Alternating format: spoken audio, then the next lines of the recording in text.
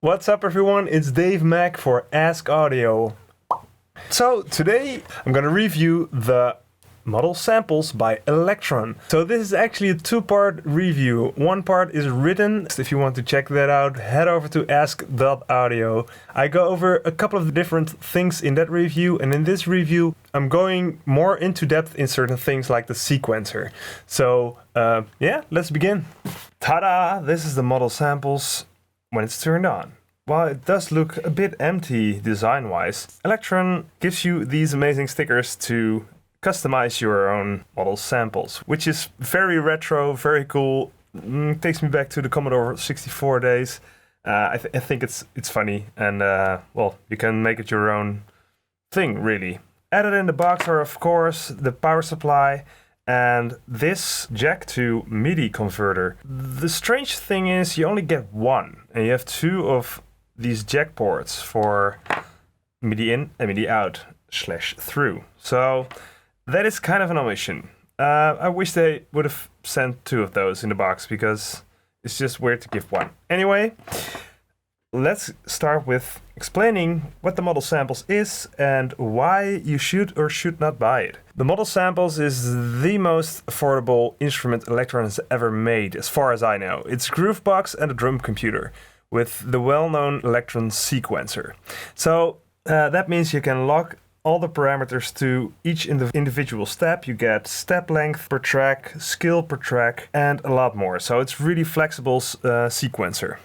You get 6 tracks, you get a knob per function, which is really nice. So when I select a track, this row of knobs and these buttons correspond to this track. And when I select another track, it changes. So you get a lot more hands-on control as opposed to other Elektron boxes. So that is really, really cool. It's also really tiny, really flat.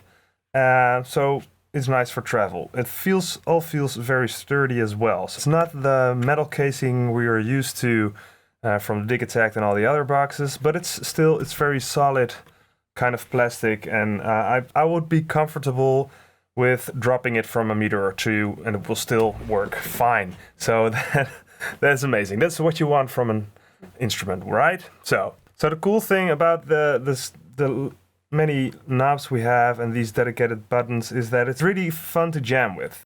The model samples has 6 velocity sensitive pads. That is a nice feature.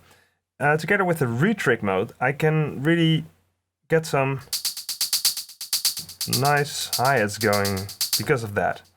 And it makes jamming really nice. So the retrig thing is really cool, but there's one omission, and it is when I try to record that into the sequencer, it won't record this velocity movement I'm doing right now. I hope they ever implement that in their sequencer. As far as I know, none of their instruments is able to do this, because when I record this, it will just record the one step that I first initiated this retriggered hi-hat with and set retrigger to on. So you only get one step with retrigger on, and that step only has a certain velocity. So yeah, that's kind of an omission because I used to work with Machine a lot from Native Instruments, and this was one of the things that I loved, that I could record these kind of hi-hats live into the sequencer. So let's hope they implement that down the line. Another cool thing about the model samples is dedicated buttons for reverse and loop. And this is something I really love about this machine, because well, I've built this groove.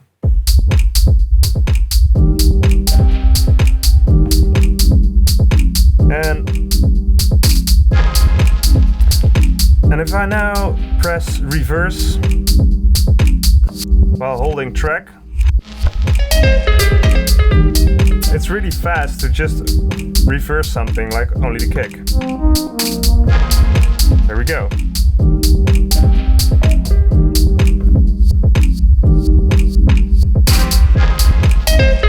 Very nice. So instead of with the Dig Attack, I had to twist a knob to get a track into reverse mode, and here I have a dedicated button, which I love. And the loop is another very cool dedicated button, which I really like because, and I'll tell you why. Because the model samples has a Control-Alt feature, and I did that just now when I played this groove and reversed every track.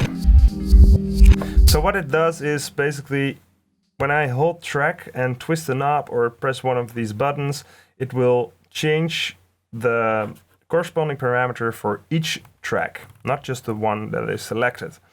And by pressing Func plus pattern, it will revert back to the last save state, which I can do.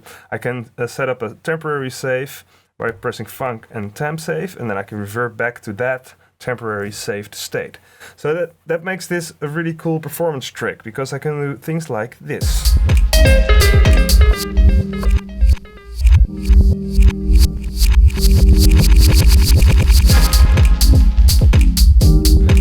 Very cool, right? You can create breaks with it really quickly. So, awesome feature. Let's talk a little bit about the Elektron Sequencer. If you're unfamiliar with it, this might be interesting for you to listen to. So, the Elektron Sequencer is a wonderful thing. Besides simply programming beats into the sequencer by going into grid recording mode, I can now add steps into the sequencer and it will play it. But that's just the basic thing it can do. What I can also do is hold a step and twist a lot of knobs, reverb send, delay send. Now for this step only, as you can see, the red lights indicate that this step now has parameter locks. These parameter locks lock to it, and it will blink. And now every time the sequencer passes this step, it will use all these different settings as opposed to the standard settings of this track. So you can do that for every single step in the sequencer, which you can lengthen to 64 steps if you want. So that gives you a lot of control over sounds and how they sound on each step. You can actually lock a sample, different samples to each step if you want. So one track can become more than one sound. I did that with track 2 in this case. You should be able to see that this blinks up for some of the steps. That indicates that I have a sample locked to this step. And the cool thing is, per pattern you can add 20 extra samples to the pattern on top of the 6 samples that you have selected for the track. So that gives you 26 samples in total for each pattern, which is great. So you can create much more complex grooves than you would have be able to with only 6 samples. So I used track 2 to do this a lot. So as you can hear, this is only track 2 playing.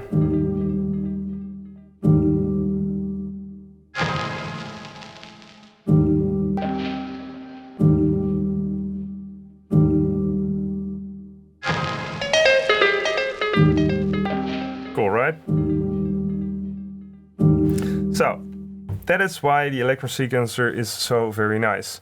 Another handy thing to know is that by locking the parameter to a step, Control-Alt will not influence that step. This is something I do for kicks mostly, is I will lock the pitch.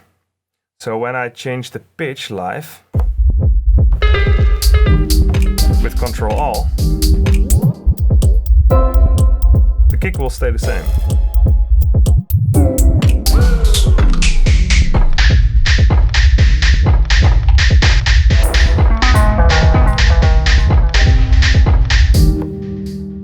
That gives you a lot of control over how Control-Alt will affect certain parameters, so you can do some live tricks without messing everything up too much.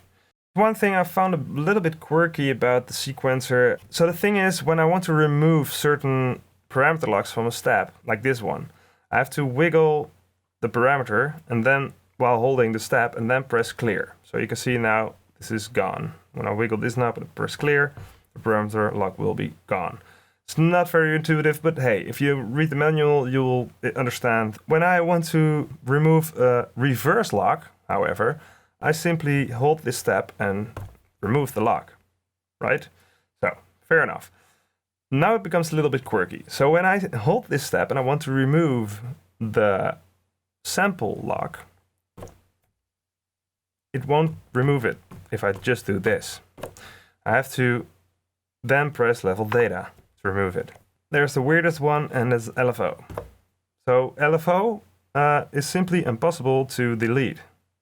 So when I have, let's say, the LFO routed to the cutoff frequency, locked to this sample, as you can see, when I remove my finger, the light goes off. When I hold this step, you can see, hey, there's an LFO lock. So you would think that hitting LFO will remove the lock, but it doesn't. It goes to the menu, and when I try this, like hold LFO and then clear, it does say clear LFO, but it doesn't actually clear the lock.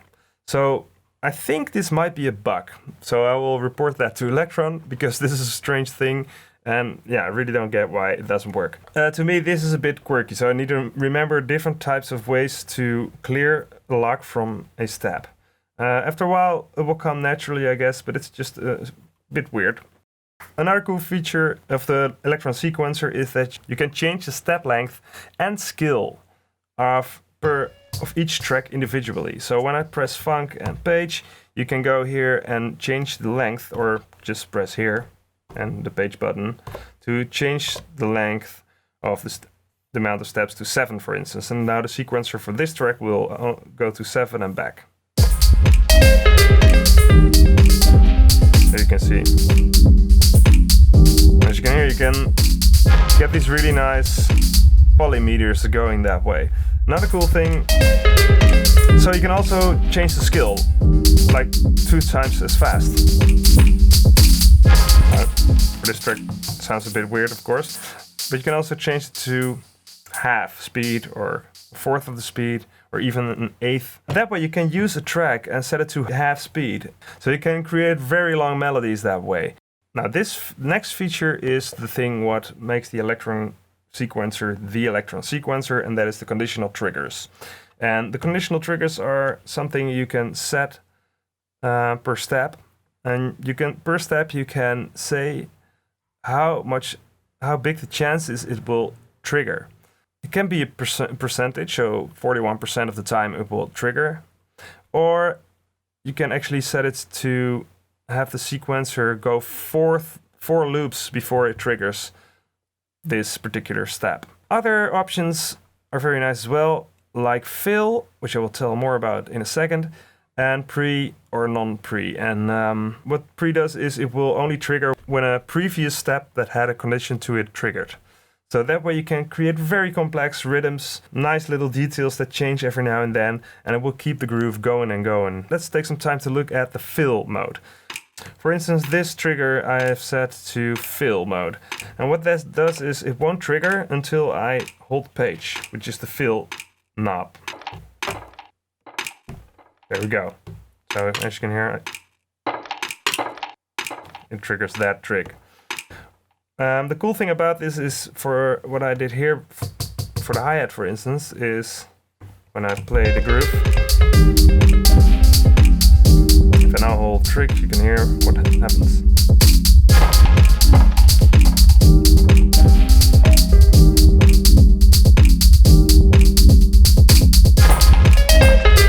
See?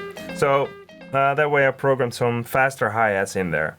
Then we have the effects. The send effects, the reverb and the delay are a bit limited. They only have, you can send a track to to reverb or delay. But you only have control over the size and tone, and for the delay, only the delay time and feedback. So that's it's a bit limited, and the delay doesn't have a ping pong stereo option. It's pretty limited. They sound good, like same quality as the Digitact reverb and delay, except the delay doesn't have the stereo width function. To round things off, you also have a micro USB port here with a cable, and Model Samples comes with a cable where you can connect to the computer and stream your 6 tracks to your computer and use this as a sound card. So that's pretty nice as well. It doesn't have overbridge like Digitact and the other Elektron boxes, but yeah, it's on a lower price point, so if you want to use overbridge, you will need to buy something like Digitact. So the Model Samples has a lot of the key features that make the Elektron workflow so enjoyable, and for a reasonable price. The build quality is fine, the knobs feel fine. It has a couple of some quirks that I find a bit annoying, but in the end, I must say that it is actually very enjoyable to play with this thing. And well, the factory sounds that come with the model samples are very cool as well. For this groove, I only used factory samples, and to me it sounds great. The sound of the model sample itself is just very pristine, and it's very enjoyable to play and jam with live.